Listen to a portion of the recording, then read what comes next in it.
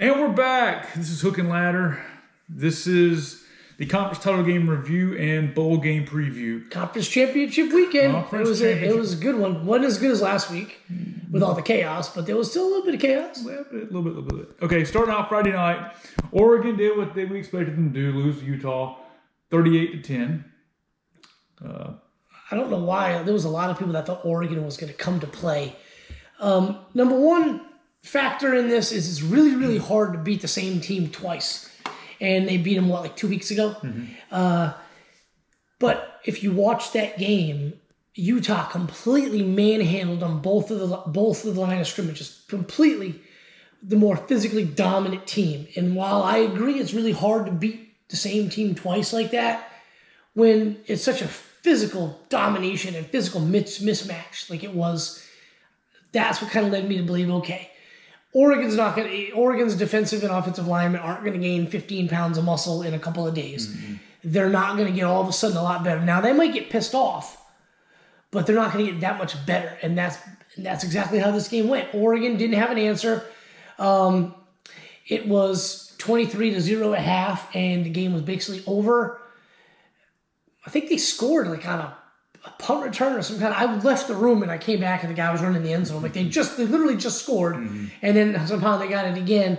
And Oregon didn't have an answer. Kirk Herbstreit actually commented that this is a program-changing loss for Oregon. They just didn't have any effort whatsoever. But good for Utah, man. They had a good season. That whole 22 thing with the two players running number 22 had died. They had that decal. That was a pretty cool story. Sad story, but Utah looked really good. Again, just keep running the football. Their defense looked good. Offense looked good.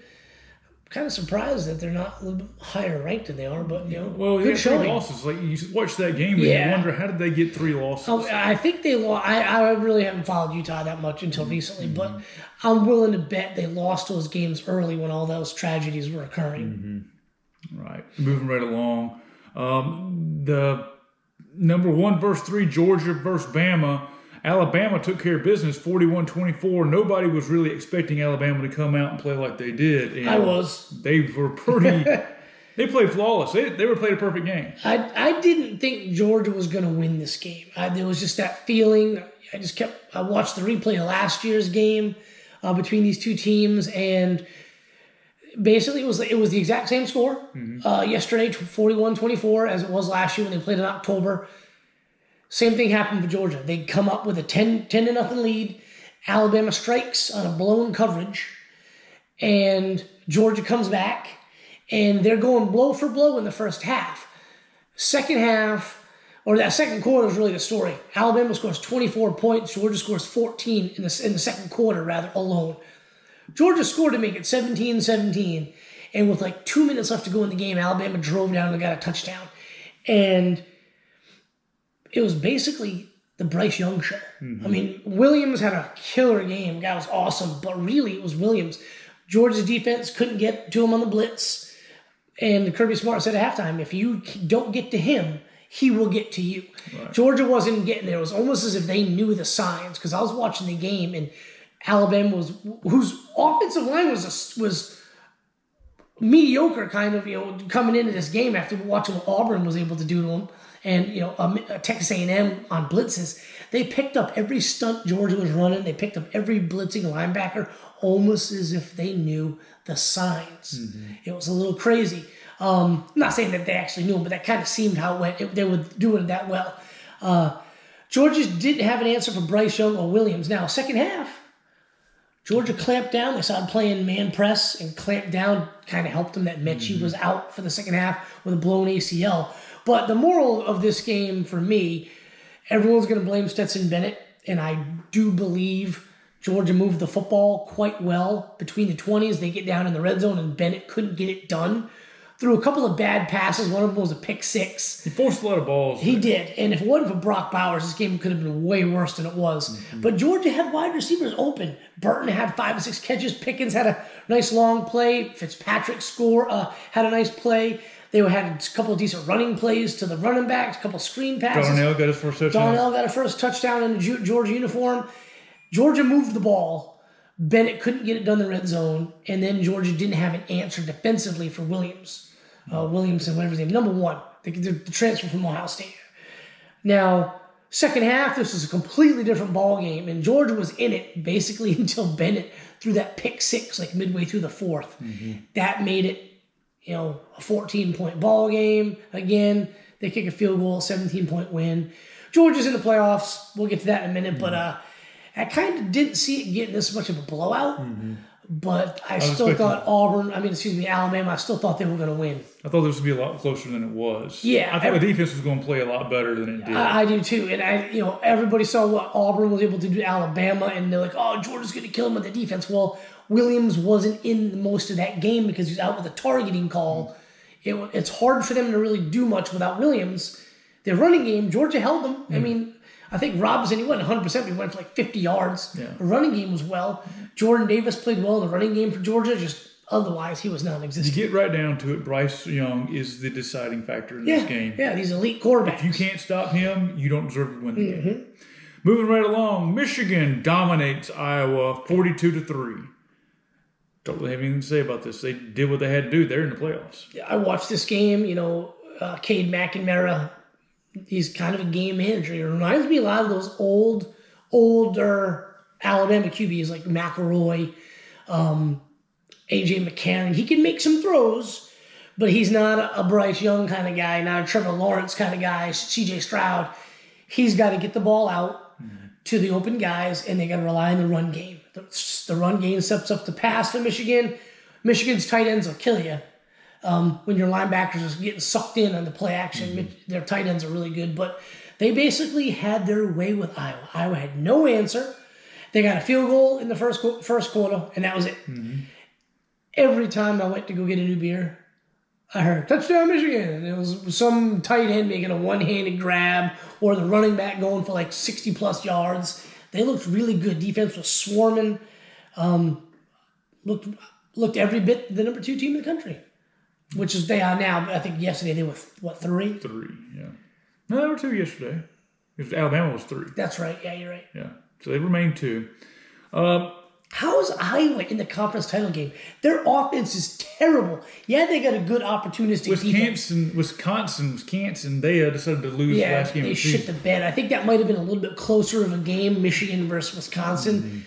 Iowa's offense, it's kind of anemic. It's horrible. They've got no skill guys. Let's move right along. Houston loses to Cincinnati, which Cincinnati is in the playoffs.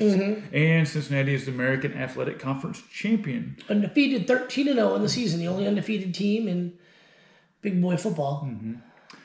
This game was close. I watched most of this game. Houston came out, threw a couple of haymakers. It was 14-10 in the first quarter. Houston was hanging around, moving the football. Second quarter was kind of nothing really going on there. Third quarter is when Cincinnati said, all right, we're the more elite team. We're the better team. Let's just put it to them. Put 21 on the board in the third quarter. Game was over. Wisconsin, I don't keep calling Wisconsin. Houston scored a touchdown later in the fourth quarter. Make it a little bit more respectable. But Cincinnati dominated this game. That win stamped them in for the playoffs. That's correct. Good for them. Yeah. Second straight undefeated year, conference title, so good for them. They played well last year in the Peach Bowl against Georgia. They did. We'll see what happens. Baylor, I don't know if this is more of a shocker than anything else, knocks off Oklahoma State 21-16. Oklahoma State lost this game in the last play of the game. Fourth and goal, and about 6 inches. Or less? Less than that. I mean, I watched this game. I watched every down of this game, and I came away with 3 takeaways. Number 1, nobody, and I mean nobody in college football chokes like Oklahoma State. They lose a game every year that they're not supposed to lose, and every year they're around like the 12 to 18 type of ranking typically because they lose a game or 2, sometimes more, that they're not supposed to lose. And, of course, they usually lose to Oklahoma. This year they beat Oklahoma. I thought they were going to beat Baylor. Baylor was with a backup QB. And I know Baylor's defense is good, but Oklahoma State's got a good offense. Man, Sanders looked like hot garbage. Throws 4 picks, bad decision after bad decision, yet somehow they're still in this game. Running back went out with an injury, didn't return. The backup running backs looked like they just started playing running back the day before the game. Couldn't hit holes. They were slow. Twice they got inside the 5 on first and goal and couldn't score. I I think, kicked a field goal the first time. 4th and goal, had to kick a field goal. But that last series, they get down there inside the 5. 1st and goal, they only get to 2. 1st goal, they run. 2nd and goal, they run. 3rd and goal, they pass. They should have passed on 2nd down. 4th and goal, the guy gets the ball. He's running. I'm watching him run towards the sideline, towards that end zone. Kept thinking he's gonna dip his shoulder and cut in, and even if he gets hit, just puts the ball out like that. You scored, game over. And he kept running, and he wasn't fast enough. The dude got him. He dove. Ball hit the ground, goes out of bounds. He was like about 6 inches or less short. Game over. That far from the playoffs. Mm-hmm. That far. I feel bad for them, but I mean, they really had no business even being that close in this game. Moving right along. Pittsburgh knocks off Wake Forest 45-21. Was the play that Pickett was going to go and he was supposed to slide and he faked it? Did the fake slide. Yeah, that was... A lot of people were up in arms about that today. Kind of a heads-up play by him, whether it was ethical or legal or not, whatever. That's not going to be discussed here. But I didn't really watch much of this game at all. I was watching the Michigan-Iowa game. I just know that Pickett had a pretty good game outside of that play. Defense played pretty well. Hartman had a couple of really bad plays later on in the game that really cost them. I mean, they put 21 up in the first quarter, and that was it. That's all they got. So I kind of feel bad for Wake because they had a good season. They were the front runners for a really, really long time. 10-3, 7-1 in the ACC. Faded late. Pittsburgh 11-2, 7-1 in the ACC. 2 very decent, respectable teams out of the ACC. I guess we'll talk about Utah State and San Diego State. San Diego State was 11-1 coming into the game, lost to Utah State. San Diego State was 19th in the country, 46-13. Don't know about anything about this game. I'm sure you didn't watch it, but I do know that everybody on College Game Day basically picked San Diego State rather to win this game, and they got blown the hell out. Yes, looks like it. And Sun Belt Conference Championship game, Louisiana knocked off Appalachian State 24-16. Yeah, didn't watch that one. Conference Championship Saturday really wasn't, other than the Oklahoma State Baylor game, there wasn't a ton of drama. It would have been nice to see a little bit more of that. They were kind of, for the most part, beatdowns. That Georgia-Alabama game looked more of like a beatdown than I think it really was. Right. Like I said, Georgia moved the football. They had a touchdown drive. They got the ball on their own 2-yard line and drove the length of the field on Alabama and scored. They were moving the football. Before we started recording this, we were talking. There was a series in the, I believe it was late 3rd quarter, where Georgia was driving. They moved the ball into the red zone, and Stetson Bennett threw a pick. They get the ball back on a punt. They move the ball all the way down the field again. They're in the red zone. Stetson Bennett throws it to Brock Bowers, catches it in the end zone for a touchdown, but loses the ball when he hits the ground. Good play by the safety coming over, helping to knock it out. 4th down and 10, they go for it. And instead of kicking the field goal, everyone's like, kick the field goal. So why do you kick the field goal? So you can be down 10 instead of 14. You'd be down 11 instead of 14. You're playing Alabama. Field goal isn't going to win that game. Right. You got to score. You got to score touchdowns. I will say this. Had they kicked the field goal, maybe they might approach that 4th down the next drive a little differently. No, there was another drive. The drive before that was the pick, and then they went for it on 4th down. Right. So they were already down by 14. They needed points more than anything else. Yeah. And it might have changed the way they played that later in that half. Yes. But so it doesn't really matter. They go for it on 4th down, don't make it. That's 2 drives inside the red zone that they get 0 points on. They stop Alabama again. Bama punts fairly deep in Georgia territory. What does Stetson Bennett proceed to do? Pick 6. They're down 21. Georgia gets the ball back, drives all the way down the field again, and scores a touchdown. So they were moving the football. Everyone's talking about Stetson Bennett today, and rightfully so. But, man, that defense got eviscerated by Bryce Young. So let's talk about the playoffs. We're moving right along. We'll get back to Alabama and Georgia in a second. Okay, so let's talk about the bowls here. Or you want to start at the top of the... Let's just do we'll do a bowl show later on. Let's just do the playoff selections. Okay, well, the playoff selections, of course, is Georgia, Alabama, Cincinnati, and Michigan. Starting at 3:30 on New Year's Eve, Alabama's going to take on Cincinnati, 1-4 in the Cotton Bowl. Clearly, Alabama is going to be favored and probably by at least 14 points. Yeah, I think it's like 14 or something now. I'm not really sure. I heard that Georgia dropped to 3 from number 1 to 3. Michigan stayed at 2. Alabama jumped them from 3 to 1 by beating the number 1 team handily like they did. Cincinnati stayed 4. Respectable. I don't think they expected to move up much at all. They're playing Alabama. Cincinnati, Alabama. I think Cincinnati's defense is really good and really experienced without Mechie, who's, like we said, is down with a non-contact injury, ACL. That looks pretty bad. I mean, he just ran a little 15-yard cutback, stopped, and boom, he went on the ground. Feel bad for the guy. But Nick Saban will be the first to tell you, injuries happen. That's why they recruit like they do. So I know he's not going to make any excuses. But without him, they're a different animal. So we'll see how Cincinnati handles them. But yeah, I think they're favored by 14. Georgia drops to 3. Michigan jumps up to 2. That game's at 7:30 in Miami at the Orange Bowl. That's the matchup. I think everyone's going to want to watch how Cincinnati plays Alabama. So I think that's the game everyone's going to want to tune into. I think Georgia-Michigan's the better matchup. Michigan's strength is running the football. Georgia's strength is that front seven and stopping the run. Georgia got eviscerated yesterday by Bryce Young, but they stopped the damn run. I know Alabama's not the best running team around, but still, they stuffed the run.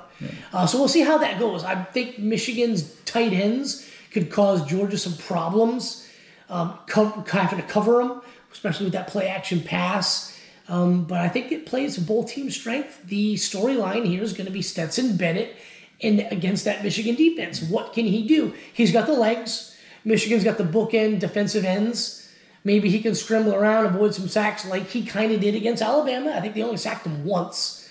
And Will Anderson really didn't do anything other than that one sack in the second half. Georgia kept him in check. So I think Georgia's favored by 8.5 in this game, but this could be a good game. Michigan does not have the wide receivers that Alabama has. It's not even close. But Michigan has a really good running game. So right now, take it $600 to go to this game. Wow. Yeah. And it's only $139 to go to Arlington, Texas to see Alabama versus Cincinnati. That $600, I guarantee you, that's the Michigan fans being crazy excited about this. They want to dominate that stadium. Yes, and then somebody said the last time they won a Big Ten, Aiden Hutchinson was like 4 years old or something like that. So pretty good matchups in my opinion. Yeah. But yeah, that's it. 1 Alabama versus 4 Cincinnati. 2 Michigan versus 3 Georgia. I like that this year. It's in the Orange and the Cotton Bowl. I like the Fiesta. I'm not a fan of the Rose Bowl. I know everyone's like, oh, it's the greatest place. That game to me is just there's something about it I'm not like down with. And then the Sugar Bowl, I feel like we've seen that 1,000 times. So it'd be kind of cool to see both of these teams playing in those stadiums.